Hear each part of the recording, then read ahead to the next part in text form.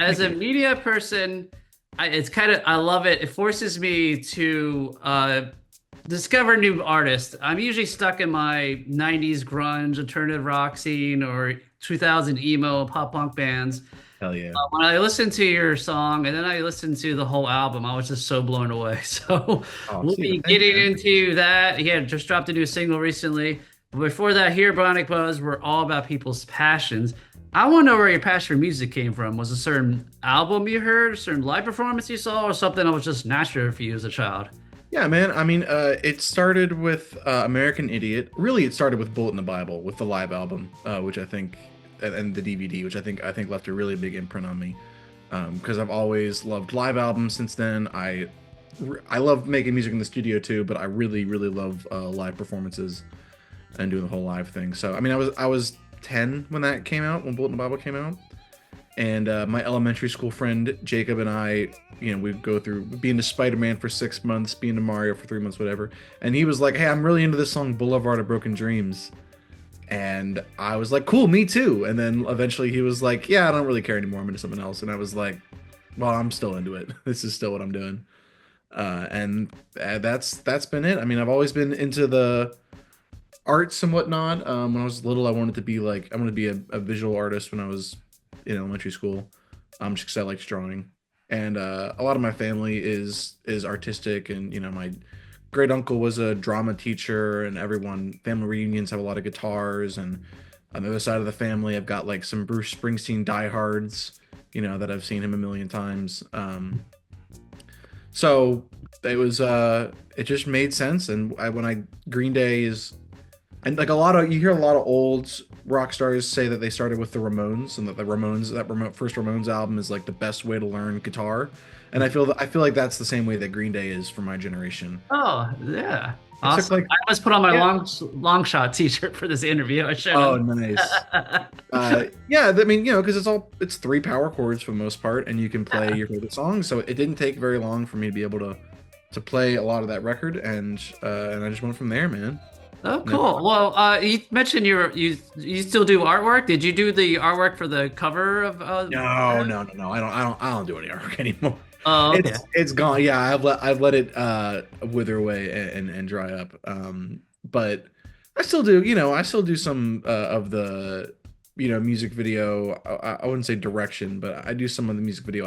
Some of the ideas come from me and whatnot, and I still really enjoy learning about the visual arts. Learning about painting and photography and composition and filmmaking and cinematography, just because I've learned so much about music. I've been a music scholar, student for a long time. And to learn about another medium, everything's kind of like a analogy or a metaphor or something, where it's like, learning about color theory doesn't directly translate to music, but it's kind of does. It's interesting. It's, Oh, yeah.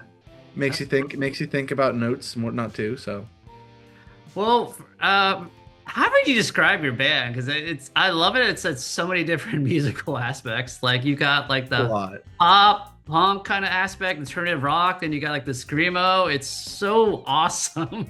Thank you, man. I'm glad you dig it, dude. Yeah, I mean, I think of us as a pop punk emo band, which I think that as an artist, I have my own definition of what those terms mean. That I didn't really think about. It's just what those inherently mean versus what I think a lot of, I'll say consumers that means. Because when I think of pop punk, I mean, I thought Green Day was pop punk when I was a kid, which I feel like, I mean, they are pop, Yeah. but I feel like people, like I don't feel like we're like a Blink 182 style band, you know what I mean?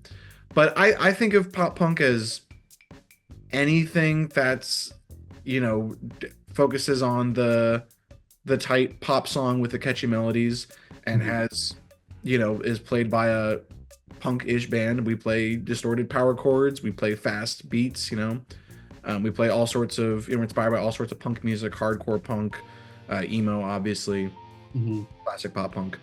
And then emo, I think our emo is really comes from our songwriting and our lyrics, and I think of emo as, and this might be kind of silly, but like I don't really think of emo as even like Fall Out Boy or Hawthorne Heights or anything. I think of it more like, Ian MacKaye was in hardcore bands in DC in the 80s, and hardcore Yeah. bands are, punk is a political thing, and very, external focus. And, when he started doing what we call emo, or, what was then emo core, it was the same idea of the punk, very critical aspect of punk, but focused inwards and more introspective.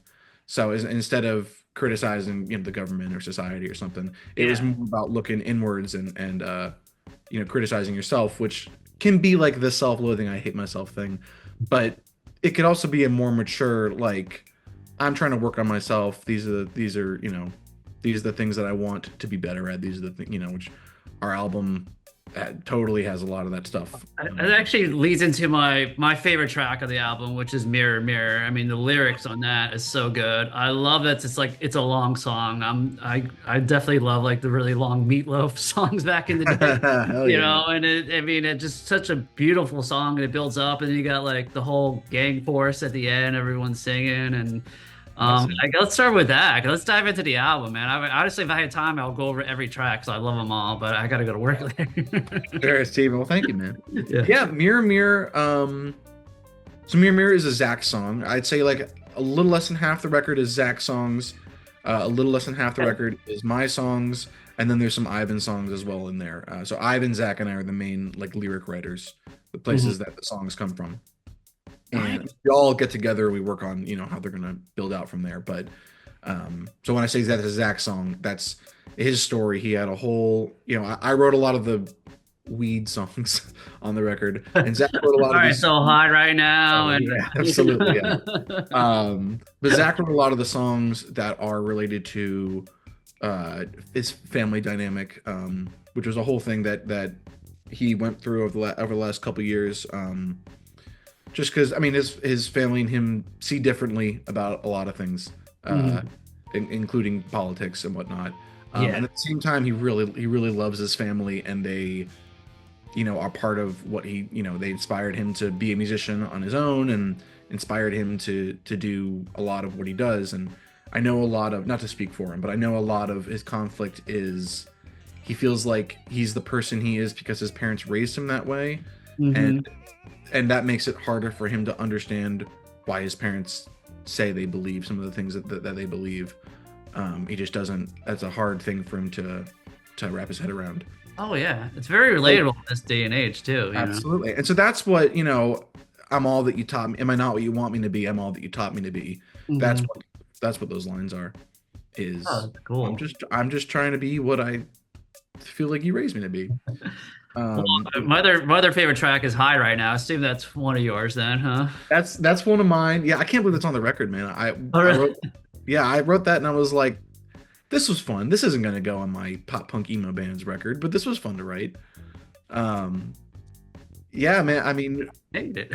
it was from a moment I think we're going to a good terms meeting that I wasn't going to be. I was kind of just going to be a fly on the wall for. I didn't really have a lot to say at the meeting, and something about it was giving me anxiety, and this was in probably 2022, maybe 2021, and so I got real high to calm myself down, and which is something I used to do, and something that's totally present in the lyrics on the album is knowing that, like, man, this is a thing I do, and I don't think it's working for me. And so that song, I mean, it came out, right? I mean, I wrote it in like 5 minutes, wrote it in as long as it takes to play it for the most part. Zach edited it, and he pushed me harder to write the second verse, which is great. I love the second verse. But yeah, we were having a writing session for it. It was me, Ivan, and Zach couldn't make it. And we weren't going to write High right now. We were going to write just something probably more pop punky. And since Zach didn't make it, I was like, oh, well, Ivan will probably like this 1975. We all like the indie pop stuff. And I was like, oh, Ivan will probably like this one. And so we worked on it, and we made a little track that has like a lot of the elements that are in the final recording.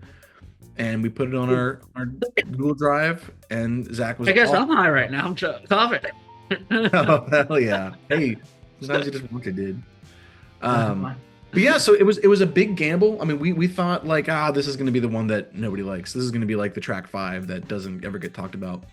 And we're just pleasantly surprised that people, we ask on social media, what do you guys want us to play from the record live? And that song won by a large margin. And it's got the Ivan guitar solo on. Ivan's shredding on that dive bomb guitar solo. One of my favorite parts of all of our music. And yeah, I love singing it. It's a little different to sing than the rest of our catalog. Very and cool. it's also just fun to have a song in that tempo. And dude, honestly, also we've been playing it after Reaching, one of our heaviest songs. Yeah. So we play the hardcore breakdown to Reaching. There's a big pit that opens up, and then we've been saying keep that pit open. I want to see it. I want to see a dance pit. And they shine a light on the disco ball in the venue if they have that kind of thing. And then I've seen things like couples like dancing together for High Right Now. I've seen like 2 bro dudes dancing together. Like I've seen some really, really wonderful stuff. Awesome. So yeah, it's a really fun addition to. I do love Reaching, especially the ending part, because it almost sounds like it doesn't belong in that song, but it's just so cool. I don't know. What's funny is that was the first riff. Zach had really? Zach had that's another Zach song, and Zach had that riff, and he wrote the rest of the song to justify having that moment happen in one of our songs. Is Chickenweed one of yours, or Chickweed? Yeah, Chickweed's one of mine. Yeah. Okay. Another one that I thought was kind of a gamble. We haven't played that one. I definitely love when you have like a female vocals go along, and then the lyrics are really good in it too. I mean, the metaphor of like Chickenweed growing up through the cement, and like I'm familiar with Cliff Diver. I guess you could talk about working with her and putting that song together. Yeah, Bree killed it. Brown Right from Cliff Diver. Yeah, we knew we wanted a feature on the record, and we had tried to get couple features that didn't work out, which totally saw that coming. And we had a feature for that song that fell apart at the last second. So we were kind of scrambling, and our manager Casey Cavalier from the Wonder Years had that connection to Cliff Diver.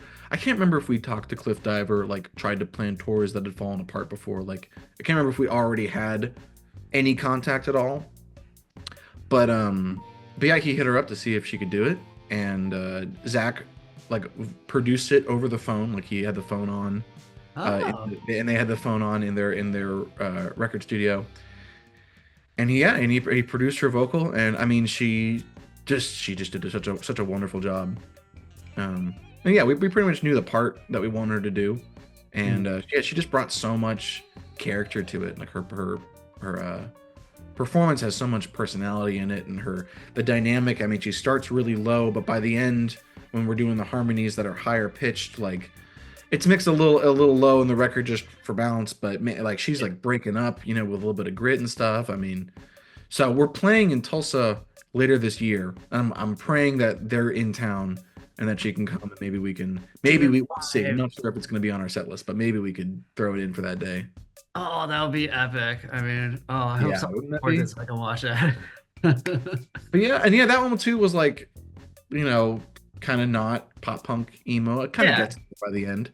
But I mean, that's what I love about Green Day. I mean, you mentioned they have a lot of like heavier songs, a lot of poppier and more ballad stuff. I always like that kind of rock albums that way. So you got, I mean, Burnout, it's just epic all across. Yeah, we all like broad albums. We all like a big range of music, and I don't think we really we didn't intend to make this record be this far-reaching. But we did, and it seems like people are okay with it, which is rad. It's great feedback. You did drop a new song, "Call Me," which yes, sir. Yeah, man, that was with Musora. Musora invited us up to their studio in Vancouver to do. This is a part of their series. They do a covers series where they put you on the spot, and they give you like an hour. Oh, really? Oh, yeah. So I mean, we're sitting in the studio, and we knew this was going to happen. We obviously didn't know the song. So I mean, how do you prepare to just know that you're going to have to make a cover quickly? And so yeah, so we're in the studio, and Ron is the and you can watch this all on their YouTube channel. You can watch us put together the cover and play it live in the studio. So Ron, who is a Good Terms fan, who's invited us up there, was the one who's saying, "Okay, here's the song," and he plays us "Call Me" by Blondie, and we're like, "Oh my gosh, this is what we're gonna do." Okay, let's get down to work immediately.